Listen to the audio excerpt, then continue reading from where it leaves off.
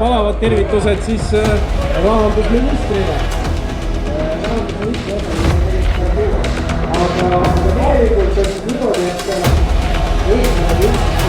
Aga laske meid ka elada. Palun lugege need nädala alguses minu poolt Falgi pargis tehtud Paul selle meeleavalduse ja edasiste meeleavalduste seeria avamautudeks maksutõusude vihti. Me ei lase ennast keskkonna tasaselt tulel.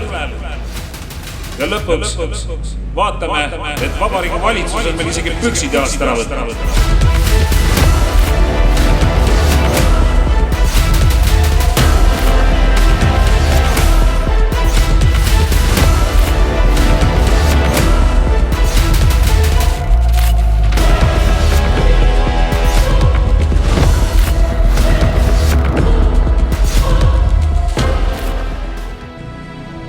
Head inimesed nii Võrumaalt, Virumaalt kui ka mujalt. Me oleme siin mitte sellepärast, et nautida üksteise seltskonda, vaid me oleme muremõtete pärast siin. Me oleme eelkõnelejatelt kuulnud meie rahva või meie riigi erinevaid probleeme. Me oleme kuulnud madalast sündimusest mitmendat aastat järjest. See tähendab seda, kui ei tule peale uusi maksumaksjaid, siis tähendab see vananevat ühiskonda ja väljasuremisele määratud riiki. Üha rohkem ja rohkem Eesti perekondi rändavad mujale, kes Soome, kes Iirimaale, kes Hispaaniasse. Kõige kurvem on see, et nad lähevad ühe otsa piletiga, ehk et nad ei kavatsegi tagasi tulla. Ja kahjuks meie riik, meie valitsus ei adu täna seda, et me oleme täielikult valel teel. Nende planeeritud meetmed riigikassa täitmiseks või riigieelarve tasakaalus hoidmiseks on totaalselt läbi kukkunud ja läbi kukkumas. Ma ei tea, millega see üha paisuv ametkond tegeleb. Me võtame ette riigistruktuuri. Pean tunnistama, ehkki olen kõrgharidusega ja olen ka püüdnud mõista Eesti riiki ja selle toimemehhanisme. Ausalt öeldes ei saa aru isegi, millega mõni asutus tegeleb, rääkimata sellest, et saaks aru, millega mõni ametnik tegeleb, kes on uhke nimega tituleeritud. Selle taustal me näeme edasi mingisugust dogmat, millega meile pressitakse Rail Balticut peale ja sellele tuleb maksta hiigel miljoneid ja miljardid ja järjest kallimaks ja kallimaks see läheb. Ma ei tea, kellele seda vaja on. Ma näen, et see veeringuid lugev või mündikesi lugev memmekene sinna kindlasti Berliini sõita ei saa, kui see raudtee valmis peaks saama, sest tal ei ole piisavalt palju neid mündikesi. Sõbrad, aitäh teile! Teen ettepaneku teha lõpetuseks üks korralik aplaus. Loomulikult uus maksutõus. Põrutame aga riigikaitsemaksu 800 miljonit otsa rahvale. Riiki tuleb kaitsta, loomulikult tuleb, absoluutselt. Aga sellest 800 miljonist läheb riigikaitsele ainult 70 miljonit. Ma ei tea, kuhu ülejäänud läheb. Ülejäänud raisatakse jumal teab kuhu. Nii et valitsus on võtnud absoluutselt vale suunas ja see on uskumatu, kuidas ei kuulata ei asjatundjaid ega rahvast. Ja samal ajal, kui meie vajume, siis meie naabrid Rootsi, Soome, Läti, Leedu, Poola, kõikide majandus kasvab, kõikide konkurentsivõime kasvab. Peaks ju mõtlema panema, et kas äkki tõepoolest meil on midagi viltu. Valitsus peaks arutama, vaatama, õppima, mida teised teevad selleks, et edasi minna, et majandus areneks, aga ei. Teie Eesti inimesed olete need, kes peavad kõik selle kinni maksma. Ja head inimesed, ega miski ei aita.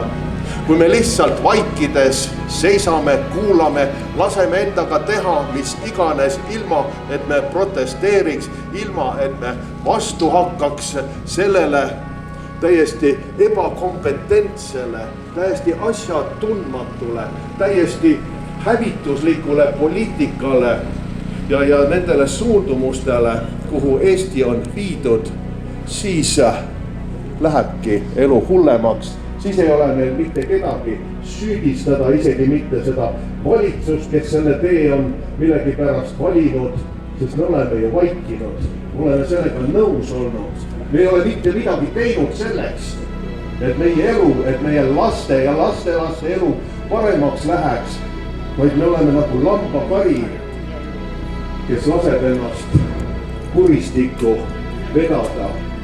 Aga mina ei ole sellega nõus.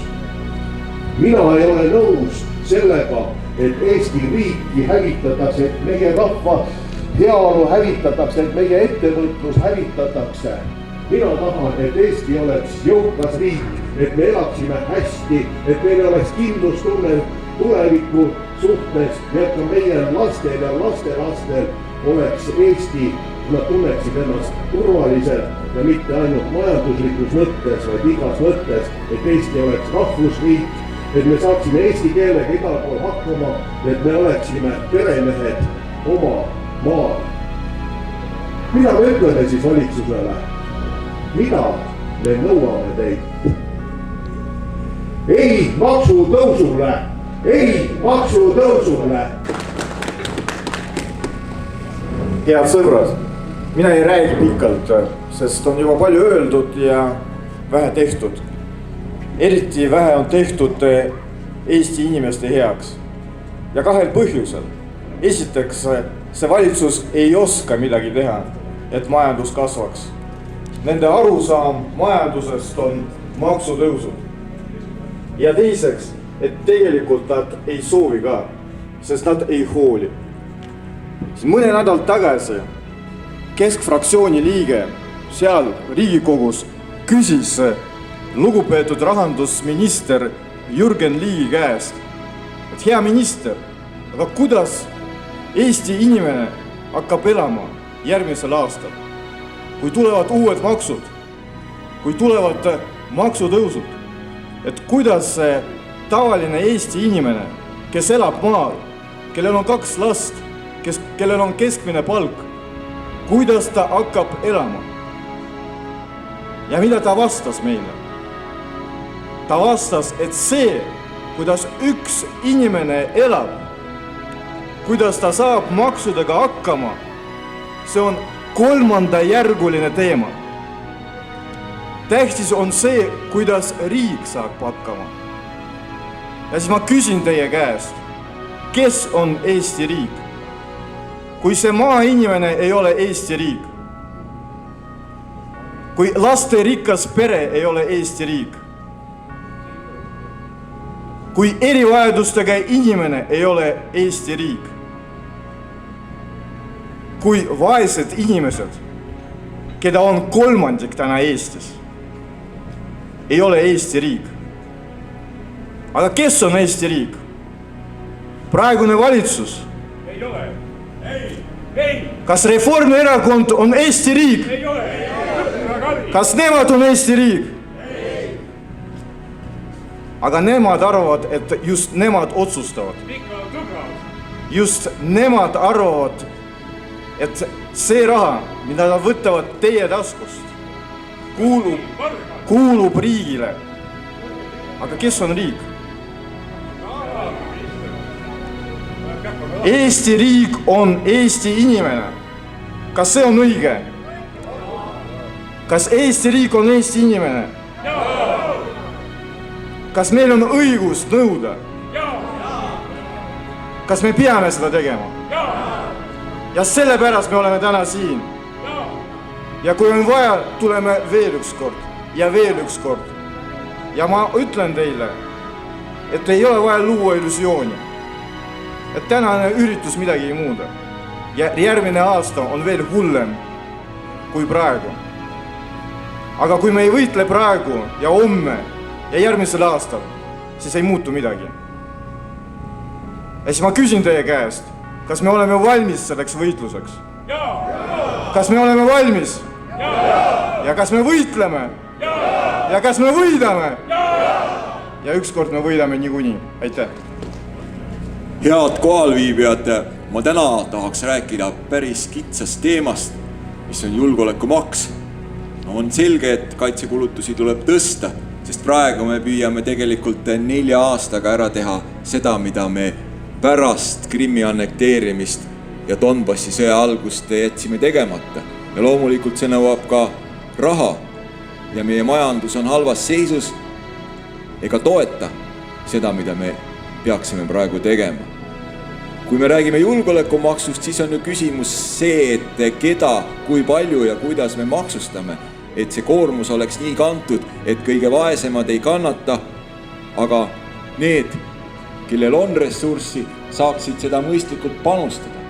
Ja üks põhilisi küsimusi, mis siin on tekkinud, et miks kõige vaesemad peavad maksma oma osa tulumaksust ja miks käibemaks, mis mõjutab ka samamoodi kõige vaesemaid, siis toit.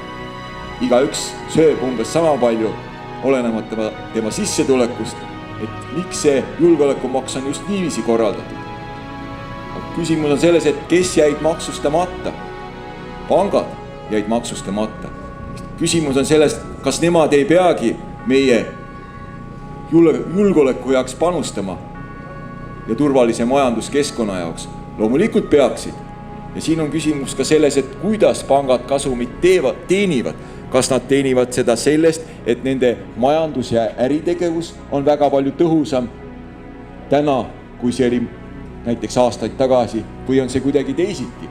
Ei, et pankade suuremad kasumid tulenevalt kõrgemast Euriborist, mis tähendab seda, et see sissetulek ei ole tulenenud nende palju nutikamast finantstegevusest, vaid hoopis välistest faktoritest. Siis on ju selge, et nemad peaksid ka selle osa andma, mis on küsimus, kuidas seda teha. See tuleks teha sel juhul nii, et määrata kindel summa mingiks aastas ja jagada see pankade turuosa järgi. Niiviisi, et pangad annaksid oma osa ja samal ajal see ei mõjutaks kuidagi nende tegevust. Ma arvan, et see oleks olnud võimalik, siin on erinevaid eelnõusid välja pakutud, aga kõik need paraku hääletati maha. Ehk siis need panused, mida inimesed teevad, ei ole paraku solidaarsed. Et see maks peaks oma olemuselt olema lihtsalt teistsugune. See on see, mida ma täna soovisin teile eraldi öelda ja rõhutada. Tänan. Sest meie olime ju need tüütud. Meie rääkisime ju numbritest. Meie rääkisime arvudest. Meie küsisime, et kuidas on võimalik, et kütuseaktsiisi näol maksab autoomanik üle 500 miljoni euro igal aastal eelarvesse. Teedesse läheb sellest heal juhul kolmandik, aga 240 miljonit eurot on vaja meilt veel kuidagi taskus kätte saada. Et kuidas see matemaatika klapib? Vastust me ju sellele otseselt ei saanudki. Öeldi ainult, et riigi eelarvesse on raha vaja. Aga võt, nüüd ongi see, et kahju, et härra Ligi läks ära. Mina küsiks, et milleks meil seda raha sinna vaja on, kui meil on tegevuspõhine eelarve, millest riigikontrolör aru ei saa. Riigikontrolör on korduvalt küsinud, et kas meil võiks olla selline eelarve, millest saab aru ka, kuhu see raha läheb. Täna maksumaksjana ma tean, et ta läheb kuhugi, midagi sellega tehakse. Ühel hetkel me oleme olukorras, kus meil on 2 miljardit puudu, eelarve aasta on mõned kuud kestnud ja peale seda järsku leitakse kuskil 2 miljardit, mis on kuskil ametites laiali kasutamata. Ja kui te arvate, et see on siis nüüd see osa, mis jätab ära uued maksutõusud, siis ei, maksutõusud tehakse ikka. Sellepärast, et midagi ei ole parata. See masin, mida tänane valitsus käitab, on tegelikult lihtsalt üks suur näljane rahahunt. Me võime neid makse tõsta. Me võime ka kõige vaesemaks riigiks saada ostujõult Euroopas. Seal ei ole vahet. Riigil on raha ikka puudu. Küsimus on tegelikult selles samas suhtumises. Küsimus on selles filosoofias, mida meil täna riigi valitsemisel kasutatakse. Kui sul on olukord, kus sul nii-öelda protestiliikumine, kelleks siis oli autoomanike liit, huvigruppide esindaja, istub valitsuse esindajaga laua taga ja meil on argumendid ja temal on emotsioonid, siis vabandust väga, kuhu me oleme omadega jõudnud? Kuhu on saanud nii-öelda argumentide, arvude põhine juhtimine ja majandamine? Mul on väga kahju, aga see on kuhugi ära kadunud. Aga mul on ka valitsusele üks sõnum olemas. Kui teie tulite nüüd meie garaažidesse, hakkasite sealt välja vedama meie hobiautosid. Kui teie tulite ja otsustasite, et suurpered peavad ostma endal väiksemad autod ja panema enda lapsed, ma ei tea, kas katuseraami külge või pagasiruumi, siis vaadake, meie tuleme poliitikasse ja vaadake, mis te siis teete. Siis kui tulevad järgmised Riigikogu valimised, siis ega meie ei külmeta enam siin. Meie oleme siis Stenbocki majas ja teie külmetate siin väljas. Ja see on see tasu, mille te saate nende maksutõusude, automaksu ja kogu selle sigaduse eest, mille te olete kokku keeranud. Aitäh. See oli väga hea kuulda, et mind veel tütarlapseks peetakse. Aga ma kõigepealt tänan kõiki inimesi, kes tulid täna hommikul siia Stenbocki maja ette külmetama ja ütlema valitsusele ei maksutõusudele! Ei maksutõusudele! Meie olime normaalsete, mõistlike opositsiooniliste jõududega eile öösel kella 3:30 Riigikogus. Need jõud on täna ka siin esindatud ja seisime vastu riigieelarve vastuvõtmisele. Nagu Simmo enne mind ütles, kuulda ei võetud, aga me saime vähemalt väljendada oma meelsust, oma vastumeelsust valitsuse tegevusele. Ja ma loen teile ette, mis lähiajal meid ees ootamas on lisaks mootorsõiduki maksule. Tööle, kõik tööle riigile makse maksma. Vaatamata sellele, et perel on õigus ise otsustada, kas laps jääb emaga koju. See pere ei ole jõukas, kelle ema jääb lastega koju, see on võib-olla just ratsionaalne otsus, et nii on perele kasulikum. Üksi hooldekodus elava pensionäri pisku toetuse äravõtmine ja see on äravõtmine kõige haavatava sihtgrupi taskust. Hooldekodus üksi elav pensionär, erihooldusel viibiv inimene, kellel nagunii midagi enam järele ei ole. See näitab valitsuse taset. Kõige nõrgemalt, kes vastu hakata mitte kuidagi ei saa, võetakse ära 1,5 miljonit eurot aastas, sellel aastal, nüüd tuleval aastal 1,3.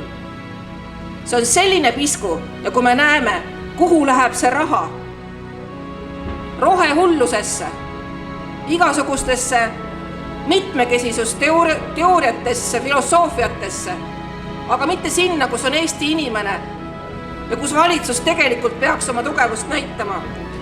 Lisandub tulumaks 2%, tõuseb käibemaks, suurenevad aktsiisid, mootorsõiduki maksust juba rääkisime. Seda hakkab ka 10-liikmeline pere maksma ja tõepoolest, vaadake ise, kuhu te oma lapsed panete, kuidas te maapiirkondades hakkama saate. Tallinnas me võime veel aru saada, et siin on palju autosid, siin on ummikud. Võib-olla on tore, kui kasvab rohelisi puid, aga mis hakkab toimuma maapiirkonnas? Maapiirkondade inimeste elu on juba täna luksus, aga see muutub veel hullemaks. Maapiirkondades, seal, kus on julgeolekuprobleemid, Ida-Virumaal, vaadake Ida-Virumaal, seal pannakse kinni riigiasutusi. Seal on niigi vähe riiki, riik ei kehtesta ennast Ida-Virumaal korralikult. Põlvas viiakse ära töötukassa. Elu maapiirkondades suretatakse välja ja ometi on just need inimesed meie maasool. Ma ütlen, siin noormees seisab mu ees, rahvas ei vaja tasakaalus eelarvet, vaid tasakaalus riigi majandamist ja väärikaid riigijuhte. Aga teate, ükskord me võidame nii kui nii. Ja me kordame veel kord, ei maksutõusudele, ei maksutõusudele, ei maksutõusudele. Me oleme siin erinevatest erakondadest, meil on erinev maailmavaade, me oleme erinevad inimesed. Aga hetkel meid ühendab siin see, et see, mis toimub praegult Eesti riigis, see on tegelikult kuritegelik. Eesti majandus on olnud languses juba 2022. aasta teisest kvartalist alates. Me elasime üle koroonapandeemia. Põhimõtteliselt on rahval läinud sellega kõik säästud, ka ettevõtlusel.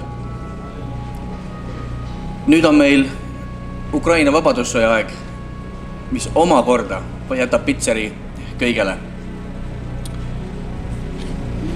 Me oleme tegelikult majandusega põlvili, me oleme inimestena põlvili ja tegelikult me riik on põlvili. Kuid kuidas seda asja lahendatakse? kas toetatakse kuidagi majanduse elavdamist? Kas vähendatakse näiteks riigi kulusid või ametnike arvu, nagu on teinud Soome, nagu tegi Läti, nagu tegi Leedu, kelle majandused kõik kasvavad? Kas vaadatakse üle Riina mainitud rohehullus? Kas võetakse kasutusele Euroliidu rahastus, mida me kasutame minimaalselt hetkel? Ja nagu Siimugi mainis, täiesti kogemata leitakse kuskilt riigi rahakotist 2 miljardit. Tundub, et meil on raha ju küll. Aga ei, meil on raha puudu ja riik läheb kõige lihtsamalt teed pidi, ta läheb maksutõusude teed, ta läheb teie taskute kallale, meie taskute kallale. See on maksufestival ja see maksufestival peab lõppema. Need planeeritud maksutõusud, ma ei hakka siin ette neid lugema, kõik juba teavad, aga need võtavad põhimõtteliselt teie taskust ära 1 kuu palga. Ja see on väga suur summa, eriti tavalisele inimesele, kellel ei ole, nagu mainisin, enam ka sääste. Kuna kõigil on külm, siis ma pikalt ei jätka, vaid ma ütlen ainult, et me peame panema seljad kokku ja ütlema stopp maksutõusudele. Peame selle tõele otsa vaatama, mis meid ees ootab. Veebruarikuus on need numbrid meil laual ja siis selgub kurb tõsiasi. Politseinikud ütlevad, noored politseinikud tahavad omale pangalaenuga kodu osta. Isegi politsei palk ei võimalda neil kodu soetada, sest neil ei ole seda raha, mida pangad nõuavad sissemakseks ja nende palkadest ei piisa pangalaenu maksmiseks. Ja noored politseinikud räägivad, et ma on siin autoliisingu tagasi, sest ma ei saa muidu omale korterit osta. No ma ei tea, Tallinnas siin võib-olla kastiratastega võib sõita ja jalgratastega, aga meie Pärnu piirkonnas, kus Pärnu linn on, nagu te teate, Tõstamaast kuni Mulgimaa piirini on kõige suurem linn, eks ole, juba New Yorgi järgil maailmas, siis võta tõesti jalgratta ja kastirattaga seal ei sõida ja auto on elementaarne liikumisvahend. No, kliimast ma ei hakka üldse rääkima, et hommikul paistab päike ja õhtul sajab vihma, nii et tõesti jalgrattaga meie Pärnumaal ei liigu. Nii et tuleb seljad kokku panna ja vastu hakata ja kui me koju siit läheme, siis võtame uuesti kätte selle Facebooki, telefoni, mail-postkastid ja räägime inimestele, ärgake, ärka Eestimaa, ärka Eesti inimene, ära ole nagu lammas, et sind keedetakse ja pügatakse igal sammul. Aitäh, et te tulite täna. Tere, hea rahvas, Eesti naised, Eesti mehed. Teid on üle terve Eesti siia kokku tulnud. Igalt poolt on keegi. Nagu nägite, ei ole ka mina tulnud tühjade kätega. Ja mul on teile rääkida 2 lugu. Esimene lugu on Koodist ja Vikatist. Nädalavahetused veedan ma Lõuna-Eestis oma kodus Otepääl. Ja jalutuskäigud viivad mind iga kord Pühajärve Sõjatamme juurde. See on ajalooline paik, kus Eesti talumees hakkas mõisamehele vastu. Neid paiku on Eestis mujalgi, Mahtras, aga on neid veel. Mis tähendab seda, et kui meid surutakse, siis me lõpuks ärkame ja võitleme. Ja seepärast on ka Lõuna-Eestis selline lausung. Kui maamehed kootide ja vikatitega Toompeale tulevad, siis peab midagi muutuma. Ja me muudame seda. Nüüd teine lugu ja see on Stenbocki majast. Nimelt on siin praegu Eesti Vabariigi valitsuse residents või asukoht. Kuid samal ajal on Stenbocki maja ajalugu olnud ühe Eesti kõige karmima rõhuja, krahv Stenbocki pesa. Seda hoonet ehitati Vene keisririigi haldushooneks, kohtumajaks ja kui Krimmi sõja ajal raha otsa sai, otsustati sellele ehitajale Stenbockile see maja jätta, et tehku ta, mis ta tahab sellega. Stenbock oli üks kõige karmimaid mõisnikke Eestis ja tema pärisorjade arv oli meeletu. Räägitakse 40 000. Me ei räägi vabadest talupoegadest, vaid pärisorjadest. Nii et Stenbocki maja on tegelikult orjapidaja maja. Ja meil on praegu, me oleme täna siin ja peame mõtlema, et kas tõesti juhtus see, et 200 aastat tagasi, 23. septembril, selles samas majas krahv Stenbock suri. Ja kas tema vaim käib ja kollitab Eesti Vabariigi valitsust? Kas see orjapidajalik suhtumine oma rahvasse on üle kandunud? Ja tegelikult on ju see sõnum, mis Stenbocki suust meie valitsejatele praegu kostub, üsna karm. See on tervitusi teisest ilmast. Meie tahame elada siin ja täna. Ja me teeme kõik selleks, et meie rahvas õitseks ja saaks tööd teha. Aitäh! Jahedal novembri hommikul astunud välja oma mugavustsoonist, et siin kõik üheskoos avaldada oma meelt. Meie, nii pisi kui väike ettevõtjad, tahame elada täiesti normaalset elu. Me tahame suuta iseendaga hakkama saada, püsida vee peal, suuta maksta oma igapäevaseid arveid, eluasemekulusid ja suuta hoida oma tervist, tänu millele me saamegi oma tööd teha. Mulle meenub 2 aastat tagasi, kui ma käisin Riigikogus ekskursioonil, üks täiesti uskumatu juhtum. Riigikogu istungi ajal, kui tollane peaminister kommenteeris põllumajanduses, maaelus valitsevat majanduslangust, siis ta sõnas, et miks ettevõtjad nurisevad, et kui sisendi hinnad on tõusnud, siis saavad ju ka nemad lõpphinna näol rohkem raha kätte. Püha Jumal, kui kõrge valitsusjuht ei tea sedagi, et kallimad sisendi hinnad muudavad ju hoopis keerulisemaks nii tootmise kui teenuse osutamise ja kallinenud lõpphinda vähendab tarbijate hulka ja seab ettevõtjad palju raskemasse olukorda. Siis tänu selliste inimeste loogikale olemegi jõudnud sellisesse majanduslikku olukorda, kus järjest krutitakse juurde ja juurde uusi maksusid, maksutõuse, tänu millele inimeste elukvaliteet baseerub lõpuks vaid ainult hädavajalikul, nii et ära jäävad näiteks täiskasvanute hobiringid, kus väga andekad treenerid peavad leidma endale uue põhitöö, et leiba lauale teenida. Ja inimesed, kes tahaksid nendes ringides käia, ei suuda lihtsalt tasuda püsikulusid. Nii, et ei tekiks selline käega löömine, nõukaaegne mentaliteet, et võta kus saadi, ära küsi kust saadi.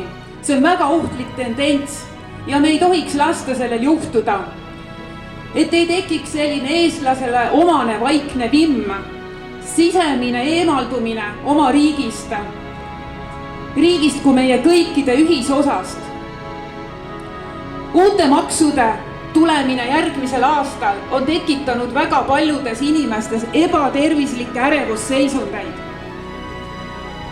Väga kurb ja kahju on kuulda, et kuidas juba praegu sellised ärevusseisundid lagundavad inimeste meelsust. Ja mis on siis tulemuseks? Tulemuseks on paks riik, jõhuke rahvas. Et tahaks öelda valitsusele, elage, aga laske palun meil ka elada. Aitäh! Alustan siis sellest, et eks paljud poliitkommentaatorid on väitnud seda, et rahvas ei ole ikkagi piisavalt tugevasti maksutõusude vastu protesteerinud ja tegelikult ka seda, et meie erakond, rahvuslased ja konservatiivid ei ole veel piisavalt pildil. Eks ma siis olen püüdnud üksikvõitlejana seda olukorda ka parandada ja siis palun lugeda need nädala alguses minu poolt Falgi pargis tehtud paugud selle meeleavalduse ja edasiste meeleavalduste seeria avapaukudeks maksutõusude pihta. Aga nüüd tõsisemaks minnes, et vaadake, et Eesti põhiseaduse paragrahv 1 on märgitud, et rahvas on riigivõimu kandja. Ja aga tegelikult on meil seda riigivõimu teostamise võimalusi ülimal määral vähe. Me ei saa valitsust vahetada, me ei saa erakorralisi valimisi esile kutsuda, me ei saa ka algatada referendumeid seaduste muutmiseks. Ja nüüd me oleme sattunud olukorda, mis on hull ja hull, mis hull. Ja ainus võimalus meil oma kõrgeima riigivõimu kandja võimalusi ja kohustusi maksma panna ongi kodanikualgatused, kodanike meeleavaldused, streigid ja kõik muud taolised. See on meie kohus. Sellepärast, et muud võimalust ei ole, nagu ma ütlesin, et olukord on hull ja hull, mis hull. Üks asi on veel majandus, majanduse saab kuidagi moodi korda, aga vaadake see, et meid on vahepeal üle ujutatud immigrantide massiga, millest tuleneb ka meie madal töötasu ja see, et eesti keele kandepind aheneb, seda on hoopis raskem hiljem korda teha. Võimatu on korda teha seda, et meie sündimuse, et meie ärajäänud sünnid tagantjärgi ära sünnitataks. Ütlen, et meil oli veel 2020. aasta septembris, oli siis 1207 sündi, aga selle aasta septembris 740. Seda korvata ei saa ja see olukord peab muutuma.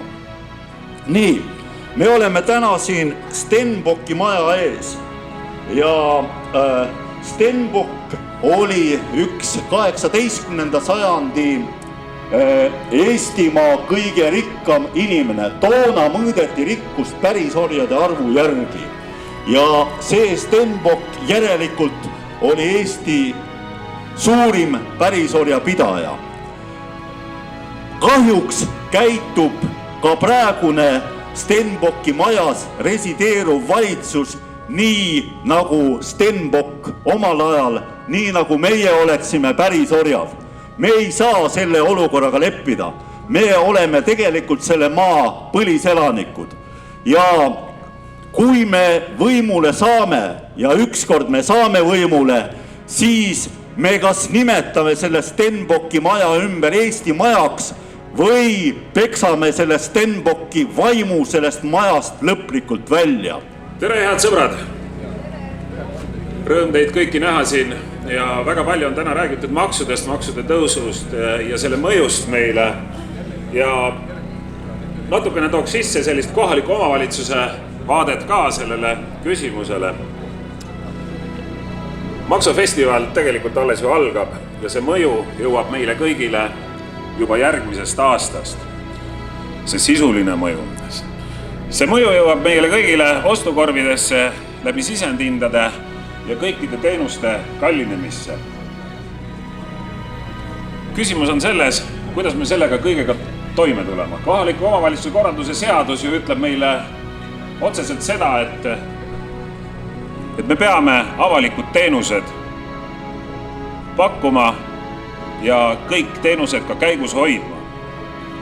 On selge see, et neid teenuseid ei ole vähe, see on terve pikk ja ülipikk nimekiri nendest teenustest ja ülesannetest, mis kõikidele kohalikele omavalitsustele on pandud ja see on muljet avaldav. Meil on selge see, et igal teenusel, mida me pakume, on küljes hinnalipik. Need hinnalipikutel olevad numbrid kahtlemata suurenevad ja need lähevad järjest enam suuremaks.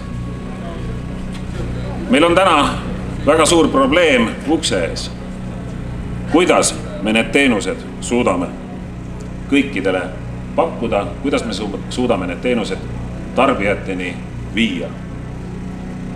Sellele küsimusele Regionaal- ja Põllumajandusministeerium tegelikult vastuseid ei anna.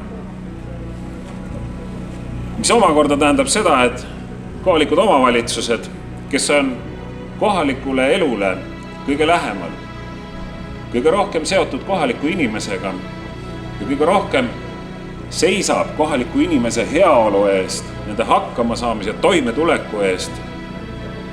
See on väga tõsine probleem ja selle probleemiga oleme me sisuliselt üksi. Kohaliku omavalitsuse tulubaas teatavasti koosneb ju tulumaksust ja see tulumaks kogutakse teie kõikide palkadelt protsendina ja see jõuab kohaliku omavalitsuse eelarvesse. Hindade tõusuga kaotab ju teatavasti kõige rohkem meie ettevõtlus läbi konkurentsivõime kaotuse ja see tähendab omakorda ka tööjõu, turu sellist suuremat kukkumise võimekust. Töötuid tuleb juurde, sotsiaaltoetuste tarbimise nõudlus suureneb, kõik suureneb, kõik kulud suurenevad. Täna pannakse kokku kõikides Eesti Vabariigi 79 kohalikus omavalitsuses pannakse kokku siis, 76, vabandust, pannakse kokku eelarveid. Need eelarved on tegelikult selliste suurte küsimärkidega. Ja ma arvan, et üks suur lisaeelarvete laine tuleb järgmine aasta, sellepärast keegi ei suuda prognoosida täna seda, mis saab järgmine aasta. Ja kõige muret tekitavam on see, et seda ei prognoosi isegi Vabariigi Valitsus. Vabariigi Valitsus arvab, et riik on nemad. Kas meie arvame nii? Ma arvan, et ei arva. Riik, see oleme ju meie. Ja selleks me siin täna olemegi, et näidata, et me ei ole mingi orjarahvas. Me ei lase ennast keeta nagu konna tasasel tulel. Ja lõpuks vaatame, et Vabariigi Valitsus on meil isegi püksid jalast ära võtnud. Oleme eestlased või ei ole? Täna on meid siin nii palju, nagu on. Loodetavasti järgmistel kordadel on meid palju rohkem. Ja see korruptiivne valitsus, kes tegelikult vihkab oma inimesi, need tuleb 27. aastal lihtsalt maha võtta ja panna normaalse valitsus kokku. Kas me oleme sellega nõus? Parkimistasudega on Pärnus üldse ja kindlasti juba kõik Eesti inimesed on kursis, et meil kehtestati selline parkimistasu, mis ei jäta ühtegi inimest puutumata. Ja parkimistasu planeeriti tõsta ja oli ka juba tänavu aasta eelarves 2,5 korda tõusnud. Kui muidu oli 300 000 aastas parkimistasu koos trahvidega, siis nüüd oli 800 500 juba see aasta. Nii et see on kõik meie taskust.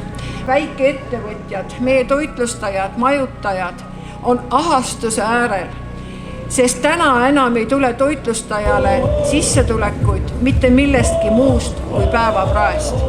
Ja päevapraad kestab päeval 2 tundi. Hinnast hoitakse küünte ja hammastega kinni, et jumala eest seda ei tõstaks. Aga elektri hind on tõusnud, toiduainete hind on tõusnud, töötaja tahab palka, maksud tahavad maksmist. See, mis järgmine aastal tuleb, on väikeettevõtjatele katastroof. Ja toitlustajad ja majutajad ütlevad juba praegu, et kui me täna oleme nullis, siis uuest aastast me oleme miinuses ja peale maksma me ei hakka. Ergu Haabersti osakonna aseesimees. Mis mulje jäi tänasest meeleavaldusest? Positiivne mulje selles mõttes, et mulle meeldis just see, et nagu meil tuli just erinevad inimesed, kõik erinevatest paikadest tuli Eesti kohale siia, erinevad erakonnad, Keskerakond, Isamaa, et see, et suutsime just nagu kokku tulla ühtsena siia ja seista sellele jubedale asjale, mis siin Stenbocki majas toimub vastu. Nii see on, kas maksutõusud puudutavad sind kuidagi ka isiklikult või tõi sind rohkem siia mure rahva pärast?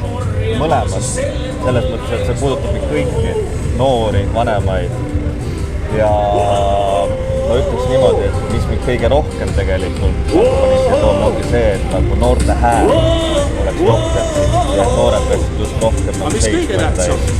Sest et siin valdavalt see, mida me näeme, on see, et vanem generatsioon seisab kõigi meie ees.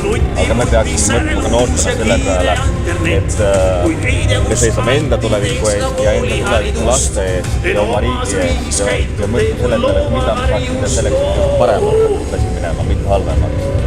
Seega me peame näitama kõiki, miks on vaja seista siin nende asjade eest, mis on maksutõusud. Väga head jah! Ja vot niimoodi see elu meil alla läheb. Oh!